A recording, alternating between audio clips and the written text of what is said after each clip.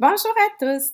Pour ceux qui n'ont pas pu être présents à ma conférence, j'ai décidé de vous la partager sur Internet afin de vous donner des petits outils pour vous aider dans votre quotidien.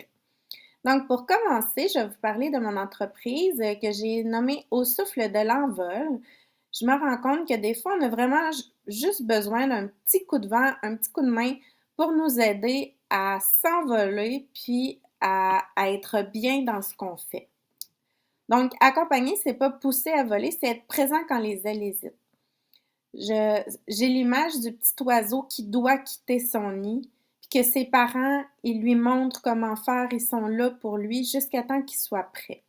Mon rôle, c'est un peu ça, c'est de vous redonner confiance, de vous aider à retrouver le lead dans votre famille en étant à côté de vous pour vous soutenir dans les moments les plus difficiles. Donc, mon atelier, c'est accompagner son enfant au quotidien et trouver l'équilibre à la maison. Donc, on va voir pourquoi c'est difficile, on va comprendre ce qui se passe derrière et ensuite comment faire.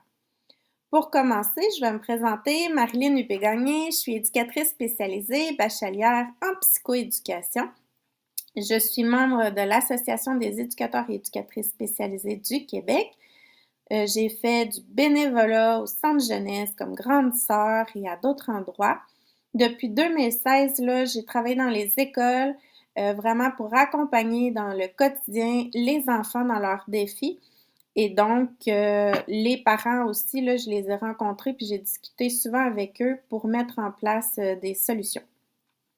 En 2025, j'ai décidé de me partir comme travailleur autonome parce que je me rendais compte que mes valeurs n'y étaient pas respectées dans mon travail.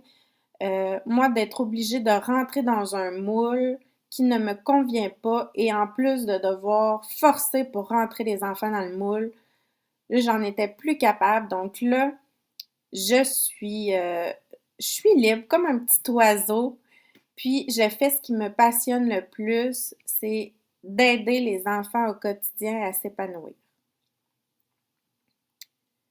Donc, les défis que chaque famille rencontre au quotidien à la maison, c'est souvent les routines qui dérapent, les conflits au devoir, les crises émotionnelles, le sommeil qui est difficile, puis ça, quand l'enfant dort pas bien, il n'y a personne qui dort bien dans la maison. Donc, une petite question là, que je vous pose, là, je ne peux pas vous accompagner dans votre réponse, mais c'est toujours bien de se questionner de quand mon enfant fait une crise, c'est quoi qui me déstabilise? C'est quoi qui me dérange? Qu'est-ce qui se passe? Est-ce qu'il me fâche? Est-ce que je pleure avec parce que je ne suis pas capable de le consoler? Puis, vous allez comprendre un petit peu plus tard là, pourquoi ça vous affecte autant. Vous allez faire un lien. Donc, pourquoi c'est difficile pour les parents? C'est pas un manque de compétences, c'est vraiment des fois, on n'a pas les bons outils selon la situation. Donc là, il faut arrêter de se mettre de la pression, là, c'est juste que vous ne l'avez pas appris quoi faire. Ensuite, les croyances. Parfois, là, j'entends c'est mon enfant le problème, s'il arrêtait de faire ça, ça irait bien. Ou il est bien trop petit pour prendre des décisions. Voyons donc, là, il fait des crises parce qu'il ne peut pas choisir. Ou il fait exprès le petit Moses pour me fâcher. Là, premièrement, on doit comprendre que derrière un comportement qui est inapproprié, il y a un besoin chez l'enfant qui n'est pas comblé. Fait qu'on va voir plus tard qu'est-ce qu'on fait avec ça. Faut pas juste se centrer là, se concentrer sur le comportement, mais c'est qu'est-ce qui vit l'enfant. À l'école, là, il y a plein d'intervenants autour de mon enfant s'il vit des difficultés, mais moi, à la maison, là, surtout, il y a beaucoup de parents monoparentales, on est tout seul là-dedans, puis des fois, on sait juste plus quoi faire. Mais sachez que c'est normal et que vous n'êtes pas tout seul à vivre là. Puis c'est justement pour ça qu'il y a des gens comme moi, qu'on est là pour vous accompagner puis vous aider à des moments plus difficiles. Donc, c'est bien de comprendre derrière le comportement ce qui se cache. Votre enfant, là, il a le potentiel de, de conduire une voiture. Il a le potentiel de faire ce que vous voulez. il n'est juste pas prêt. C'est vers l'âge de 25 ans que le cerveau d'un humain est vraiment à son plein potentiel, là, qu'il a grandi le plus qu'il pouvait, là, si on peut dire ça comme ça. Puis, c'est un peu comme quand on achète une plante puis on se dit «Waouh, elle va faire des belles fleurs». Ben, c'est pas demain que les fleurs vont apparaître. Il faut lui laisser le temps. Il faut lui donner du soleil, mais pas trop. Il faut quand même respecter ce qu'elle a de besoin. Puis ça, c'est de l'amour, de la disponibilité avec notre enfant. Il faut aussi lui donner de l'eau. Ça, c'est les besoins de base de l'enfant. Il a besoin de sommeil. Quand il est fatigué, c'est sûr qu'il est moins disponible. Quand il a faim, c'est la même chose. Puis, il a besoin d'un cadre. Comme la plante, elle a besoin de son pot, parce que dans la maison, là, on peut pas la laisser comme ça, là. Vous comprenez pourquoi? Ben, l'enfant, il faut qu'on lui donne un cadre, sinon il va faire n'importe quoi. Le lobe préfrontal, là, c'est la dernière partie du cerveau qui se développe. C'est vraiment le contrôle des émotions, les impulsions, puis la résolution de problèmes. Un peu comme un pilote de course, là, ben, avant d'être capable d'aller super vite, puis de comprendre comment bien freiner, puis de gagner la course, là, ben, il s'est pratiqué beaucoup. Alors là, les enfants, là, les émotions, c'est plus en arrière de la tête, sont beaucoup dans les émotions. C'est ça qui monte en premier quand ils vivent quelque chose. Puis, là, les connexions des neurones se sont pas faites encore de façon optimale vers le lobe préfrontal. Alors, votre enfant, il sait que quand l'alarme de feu elle sonne chez vous, il doit sortir dehors et vous attendre en stationnement. Mais quand ça l'arrive, là, il est en mode panique, les émotions, qu'est-ce que je fais? Faut que je sauve le chat, mes toutous, maman, papa, t'es où? Puis là, il se met à pleurer, puis il sait plus quoi faire. Même s'il connaît la réponse, il n'est pas prêt à conduire la voiture au même titre, même s'il sait il vous a regardé, puis il sait qu'il y a 2 pédales ou 3 pédales, etc. Mais c'est la même chose, il est juste pas prêt. Donc, c'est par la répétition que les chemins vont se faire dans le cerveau. Puis les parents, on est experts dans la répétition, hein, on répète souvent. Alors, c'est important de répéter les bonnes choses. Aussi, la relation, quand elle est positive avec votre enfant, que vous prenez le temps de l'écouter, d'écouter ses besoins, ben, votre enfant va fleurir puis il va être prêt à s'envoler. Donc, s'il n'est pas capable encore de faire quelque chose, c'est normal. Donc, il faut continuer à lui montrer d'être présent et de le rassurer. Le plaisir et la motivation. Les enfants, autant que les adultes, pour apprendre et faire quelque chose, on aime ça avoir du plaisir. Aller travailler quand on n'a aucun gain, même notre salaire, il est pas suffisant, puis qu'en plus on n'aime pas notre travail, ça fonctionne pas. Donc, un peu pour les devoirs, si votre enfant n'a aucun plaisir à faire ses devoirs, en plus qu'il vient de passer sa journée à l'école, ben ça va être plus difficile. Essayez de trouver du plaisir à les faire. Prenez le tableau effaçable pour faire la dictée, les mots dictés, peu importe. Puis si vous êtes moins créatif, ça se trouve sur Internet, mais sinon, faites jouer votre enfant avant les devoirs, un petit 10 minutes. Ça va vraiment l'aider à se concentrer pour les faire par la suite. Parce qu'un enfant, lui, ça l'apprend en bougeant, en touchant ou en jouant. Donc, il faut vraiment essayer de le motiver. Par la suite, vous connaissez sûrement le Terrible 2. Les enfants passent tous par là. C'est vraiment parce qu'ils se dissocient de ses parents. Il devient une personne à part entière, puis là, il veut découvrir, il veut tester. Puis on sait que cette phase-là est bien tannante. Mais pour l'enfant, c'est un moment d'apprentissage aussi. Quand il s'est rendu compte qu'il me dit non, puis je lui offrais de la crème glacée à mon garçon, il a comme fait « Oups là! C'est pas juste le nom qui est important, c'est ma réponse parce que j'en veux de la crème glacée. » Puis ça m'a fait réaliser que pour qu'il fasse quelque chose qu'il n'aime pas, par exemple le mien, il aimait pas prendre son bain, ben j'ai amené le plaisir là-dedans. Viens, James, on va aller prendre ton bain. On a de la mousse au raisin. Ça sent super bon. Viens sentir, etc. Fait que là, après ça, quand je dis OK, c'est l'heure de prendre le bain, on va sortir la mousse au raisin. Il est super content. Puis là, il est là, oui, je vais me faire une barbe, puis etc. Fait qu'il est plus en mode non, je veux pas aller prendre mon bain parce que le bain, c'est plat. Donc, sachez que derrière la résistance, il y a tout le temps un besoin de contrôle puis d'autonomie. Il veut faire les choses tout seul, puis c'est normal, il garde ce sentiment-là bien longtemps, malheureusement. Mais amenez le plaisir là-dedans. Changez un peu votre formulation de vos demandes, puis ça va vraiment mieux aller. Vous êtes également leur modèle. Les enfants, là, en bas âge, ils vous regardent, ils regardent ce que vous faites. C'est en observant qu'ils apprennent. Si vous lui dites quelque chose, il va peut-être vous écouter, mais c'est pas je fais ce qu'on me dit, c'est je fais ce que tu fais. Donc, si vous passez le balai ou la balayeuse puis vous bougonnez, votre enfant, si vous lui demandez de le faire, il ne voudra pas le faire. Si vous aimez écouter de la musique, mettez-vous de la musique, passez le balai.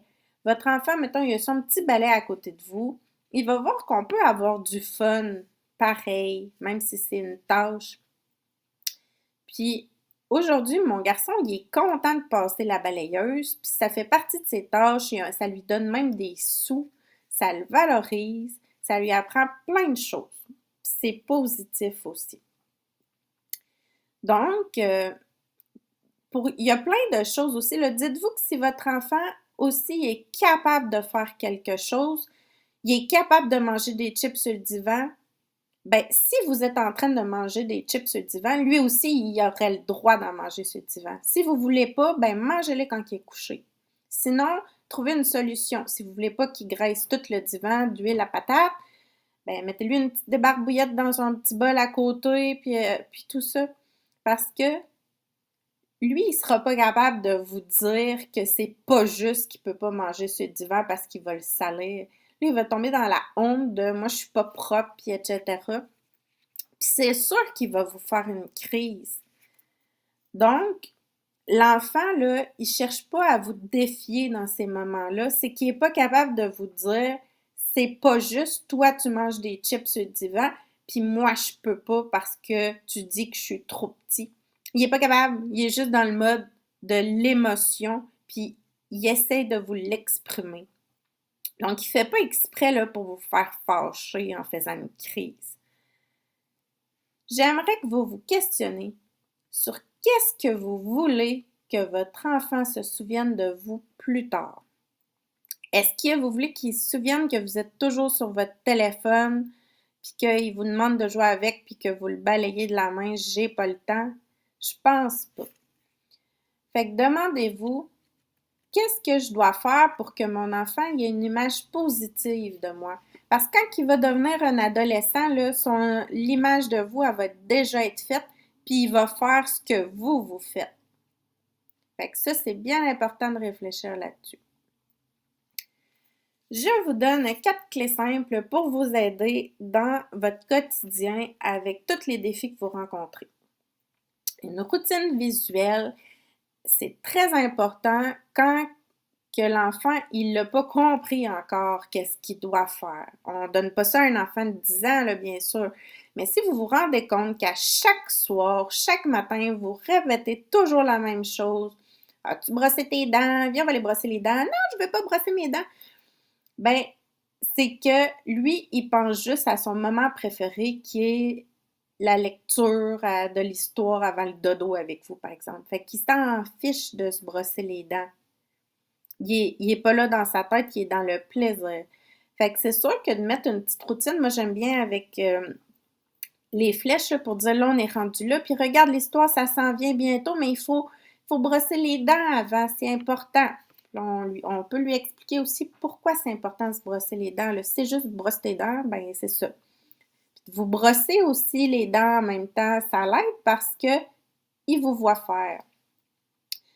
Donc, si vous n'avez pas d'imprimante, là, cette routine-là, je l'ai mis en exemple sur mon site internet puis ma page Facebook, mais si vous n'avez pas d'imprimante, parce que, tu sais, c'est facile de trouver des images aujourd'hui sur Internet.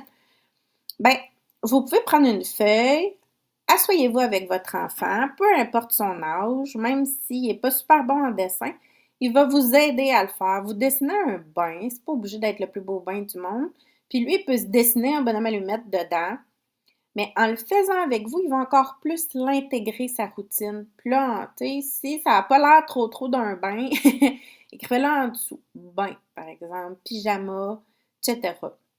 Vous la laissez dans la salle de bain, puis les premiers soirs, vous lui remontrez.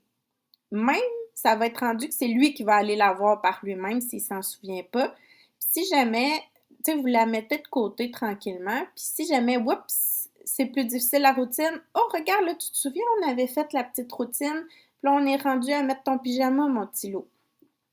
Fait que ça va être beaucoup plus facile parce que euh, quand on a une constance, puis que c'est pareil à tous les soirs, ben l'enfant, il a le sentiment de sécurité, ça diminue beaucoup son stress, puis donc aussi les crises. Il va être en mode apprentissage, il va pouvoir l'intégrer la routine, puis être pas en mode défensive. Si vous avez un imprévu aussi, là, dites-lui, la routine elle va être différente ce soir parce que là, on s'en va ramasser des bonbons pour l'Halloween, alors l'histoire, on n'aura pas le temps.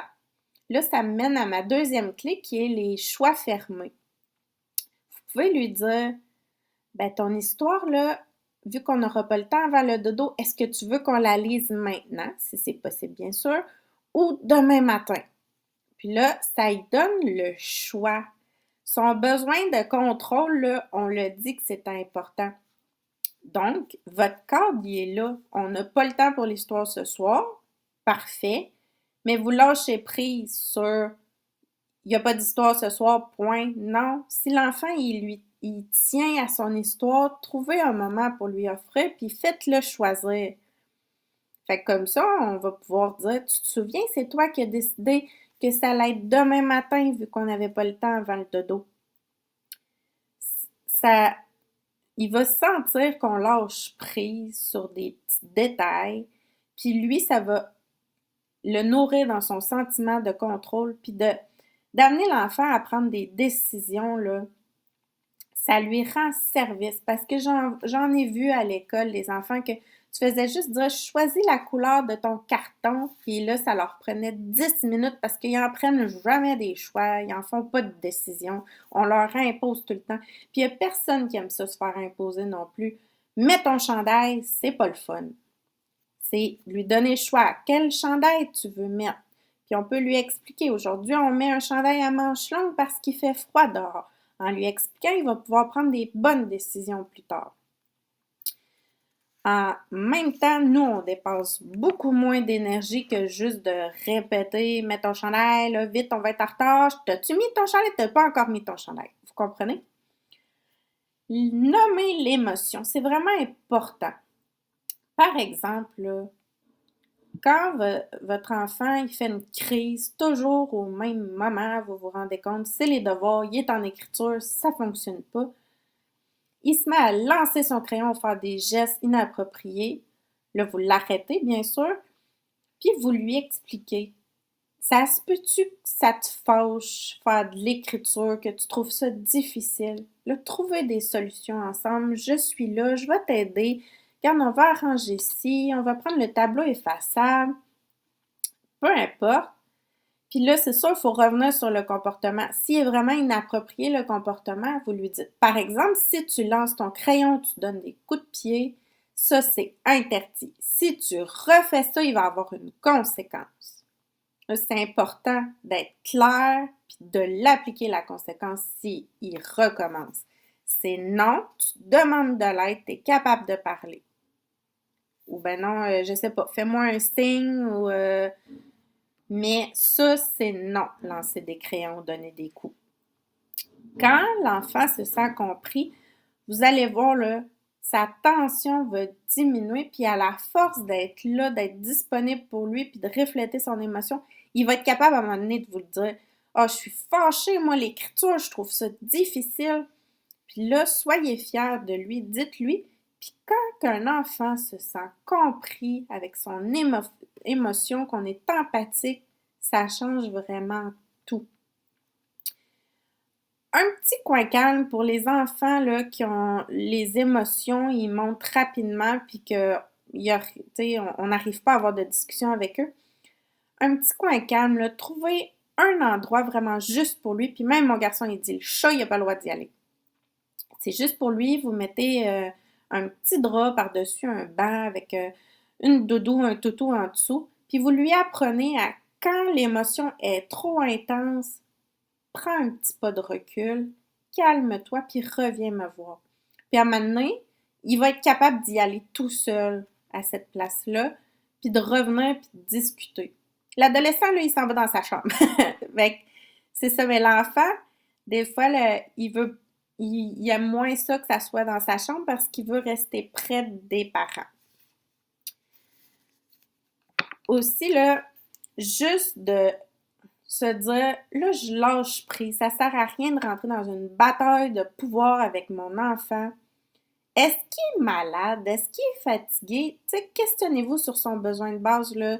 Des fois, les devoirs, ça marche pas. Juste de faire, OK, là, finis ton numéro ou ta phrase, puis on continuera demain. Puis vous vous rendrez compte que le lendemain, ça va bien aller, sûrement.